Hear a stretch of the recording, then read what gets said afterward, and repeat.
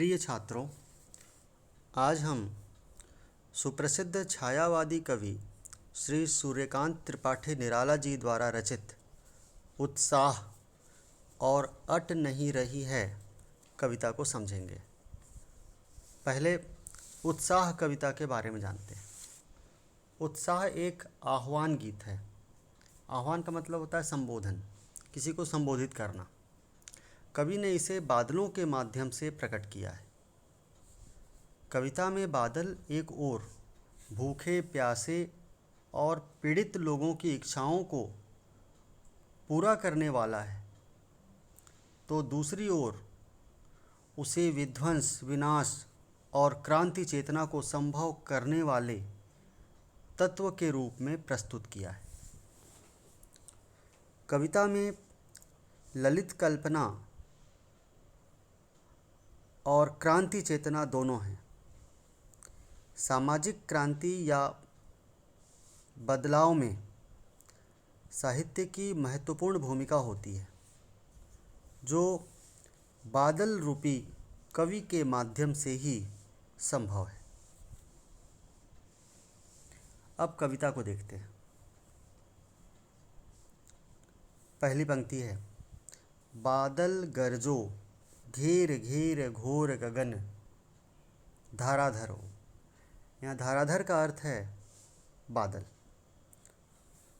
कवि बादलों को संबोधित करते हुए कहते हैं कि हे बादलों, संपूर्ण आसमान को घेर कर छा जाओ और गरजो।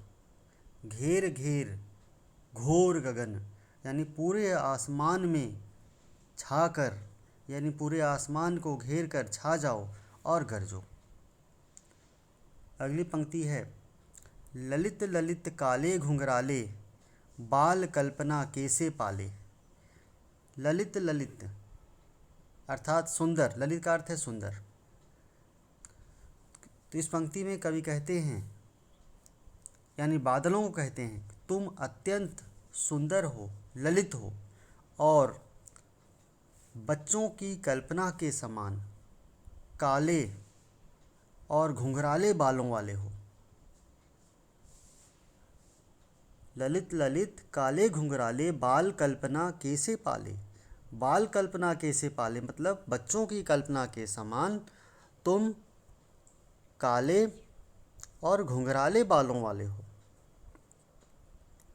अगली पंक्ति है, विद्युत छवि उर में कवि नवजीवन वाले। इस पंक्ति के माध्यम से कवि बादलों को कवि की संज्ञा देते हुए कहते हैं कि तुम्हारे हृदय में, उर यानी हृदय में, विद्युत छवि, विद्युत यानी बिजली, छवि मतलब शोभा, सुंदरता, तुम्हारे हृदय में बिजली जैसी छवि है। कवि नवजीवन वाले, तुम संसार को नया जीवन देने वाले हो।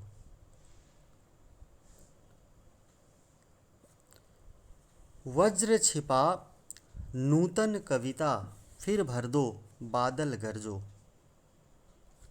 अगली पंक्ति में है, वज्र छिपा नूतन कविता फिर भर दो। वज्र एक प्रकार का उस समय हथियार माना जाता था, जो बहुत ही कठोर होता था। तो यहाँ पर कठोरता के लिए प्रयुक्त हुआ है। वज्र छिपा नूतन कविता फिर भर दो, यानी इस पंक्ति में अन्य कवियों को संबोधित करते हुए कवि कहते हैं कि तुम्हारी कविता में वज्र के समान शक्ति छिपी हुई है। यानी कवियों के अंदर और कवियों की कविताओं में वज्र के समान शक्ति है जो छिपी हुई है, जिसके माध्यम से कहते हैं कवि, जिसके माध्यम से तुम लोगों में नई शक्ति और क्रांति चेतना भर दो। यानी कवि या लेखक समाज में अपनी रचनाओं के माध्यम से बहुत अधिक बदलाव ला सकते हैं, क्रांति उत्पन्न कर सकते हैं। इसीलिए कवि ने अन्य नवजीवन प्रदान करने वाले दूसरे कवियों से ये बातें कही। अगली पंक्ति, विकल विकल उन्मन थे उन्मन, विश्व के निदाघ के सकल जन। विकल का अर्थ है व्याकुल, उन्मन बिना मन वाले, निदाघ गर्मी ताप। निदाघ का अर्थ है बहुत अधिक गर्मी या ताप। तो इन दोनों पंक्तियों में कवि कहते हैं कि गर्मी के तेज ताप के कारण सकल जन, सकल यानी सभी, जन यानी लोग, विश्व संसार के सभी लोग गर्मी की तेज ताप के कारण व्याकुल, विकल विकल व्याकुल और उन्मन थे अर्थात बिना मन वाले हो गए थे। उनका मन कहीं नहीं लग रहा था।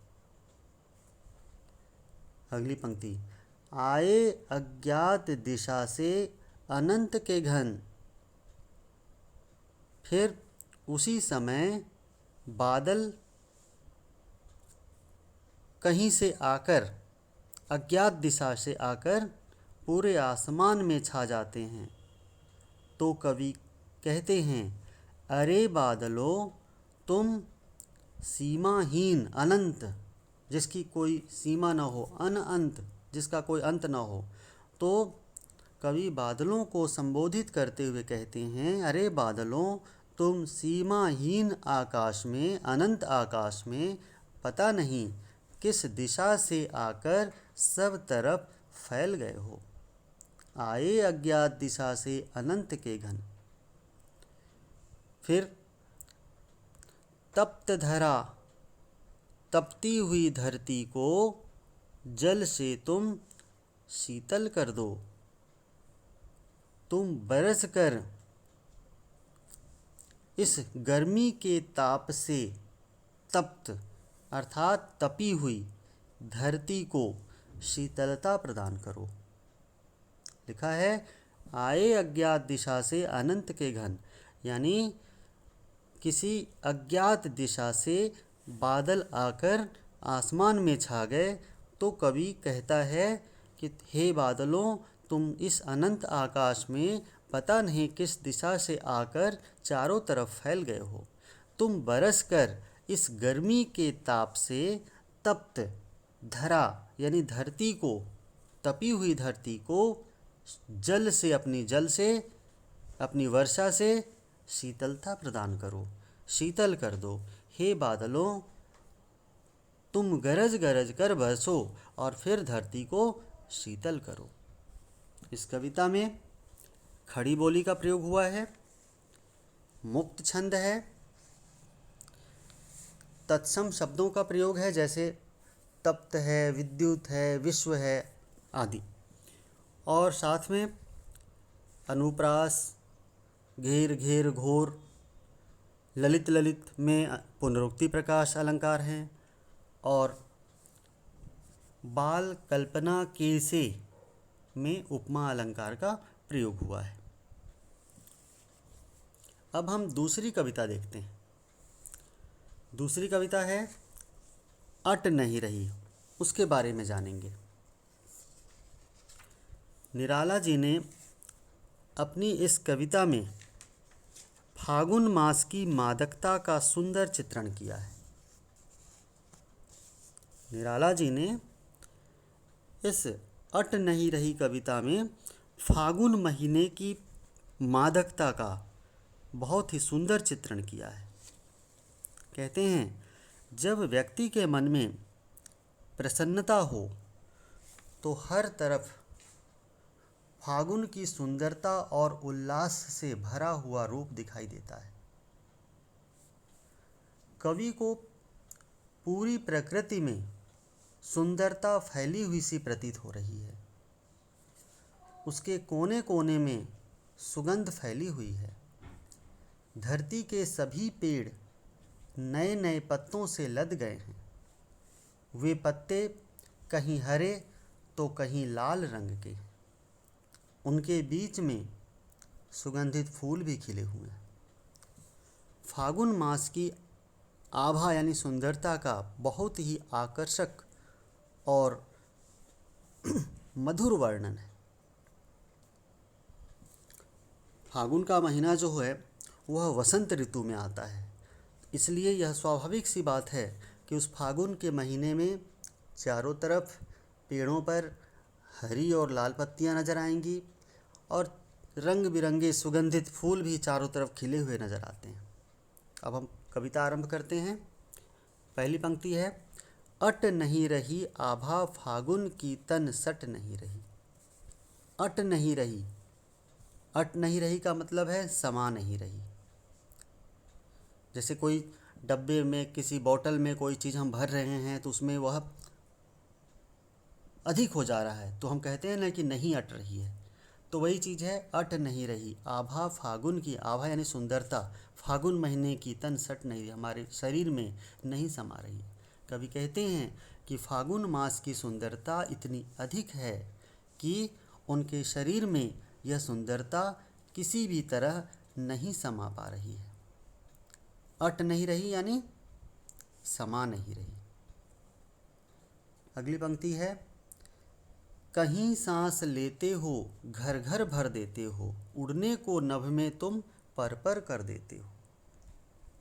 कवि कहते हैं कि फागुन मास से कहता है कि तुम अपनी सांस रूपी हवा के द्वारा प्रत्येक घर को सुगंध से भर देते हो, अर्थात चारों ओर सुगंधित हवा चलती है। यानी फागुन के महीने में जब चारों ओर फूल खिले हुए हैं, सुगंधित फूल खिले हुए हैं और उनसे होकर जब हवा बहती है तो प्रत्येक घर को वह सुगंधित कर देती है।